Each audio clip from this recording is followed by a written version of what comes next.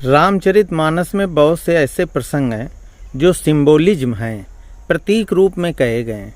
वो हमें मॉरलिटी सिखाते हैं। जैसे हनुमान जी जब जा रहे हैं रावण की लंका में, तो समुद्र में एक राक्षसी है सिंहिका। वो जो पक्षी ऊपर उड़ते हैं उनकी परछाई पकड़ लेती है, ऐसा बताया गया है। परछाई पकड़ लेती तो पक्षी नीचे आ जाता है और वो उसका आहार बना लेती है। अब इसमें एक सिंबल छिपा है। समुद्र माने विशाल, बड़ा। समाज में जो बड़े कैपिटलिस्ट होते हैं, समाज में जो धनवान लोग होते हैं, उनमें सिंहिका नाम की वृत्ति होती है। वृत्ति एक आदत है। सिंहिका राक्षसी है। जो बुरी आदतें हैं वही राक्षसी हैं। तो जो कैपिटलिस्ट होते हैं वो दूसरे के विकास को बर्दाश्त नहीं करते हैं। वो लड़ते नहीं हैं, वो सिंहिका वृत्ति से परछाई पकड़ते हैं। अगर टाटा चाहते हैं अंबानी ना आगे बढ़े, अंबानी चाहते हैं वो आगे ना बढ़े, तो दूसरे की कमजोरी पकड़ो, परछाई पकड़ो और उसका प्रचार करो, तो उनके शेयर मार्केट गिर जाएं।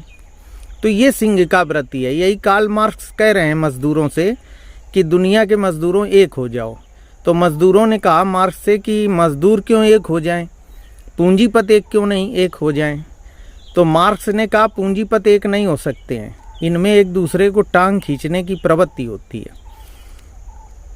दो साधु एक गुदड़ी में साथ में सो लेंगे लपेट कर, लेकिन एक राज्य में दो राजा नहीं हो सकते हैं, दूसरे को मार देंगे।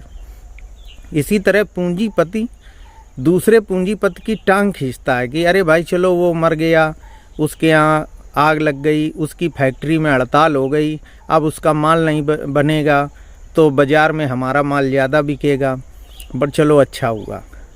और पूंजीपत एक दूसरे की कमियां ढूंढा करते हैं और उन कमियों के माध्यम से दूसरे पूंजीपत को गिराते हैं। और पूंजीपत बड़ा होता है पैसे में, यानी कि समुद्र के समान विशाल। तो रामायण में जो हनुमान के माध्यम से ये बात बताई जा रही है, उसको आप सिंबोलिज्म के रूप में लें, प्रतीक के रूप में लें। हमको मॉरलिटी विकसित करनी चाहिए। हमारे अंदर सिंहिका वृत्ति नहीं होनी चाहिए कि हम दूसरे की परछाई पकड़ें, दूसरे की कमियां ढूंढें, फिर हम उनका समाज में प्रचार करें, वीडियो बना लें या किसी अन्य तरीके से, ताकि समाज में उसका स्टैंडर्ड गिर जाए और उसका बिजनेस ठप हो जाए और हम अपने बिजनेस और फैक्ट्री को और बड़ा कर लें। तो उसी परछाई को पकड़ते सिंहिका राक्षसी दिखाई गई है।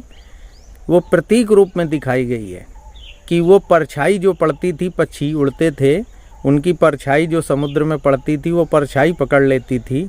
उसके पास ऐसी विद्या थी और पक्षी छटपटा कर उसके मुख में आ जाता था। उसी सिंहिका वृत्ति को मारने का काम हनुमान जी ने किया है। तो हम जब ये कहते हैं हनुमान जी की चालीसा पढ़ो, हनुमान जी का चरित्र पढ़ो, हनुमान जी की पूजा करो, तो हमारे सनातन धर्म में जितने भी देवी देवता हैं, जितने भी चरित्र हैं, राम हो, कृष्ण हो, हम किसी एक व्यक्ति के पीछे चल के सब समाज को नहीं समझ सकते। हम किसी एक महान व्यक्ति के पीछे चलकर पूरे मॉरलिटी को विकसित नहीं कर सकते। इसलिए सने सने लोग आते रहते हैं और हम उनसे सीखते रहते हैं। तो हनुमान जी के चरित्र को जब आप सिंबल से पकड़ेंगे तो आपको बहुत सी चीज़ें समझ में आएंगी।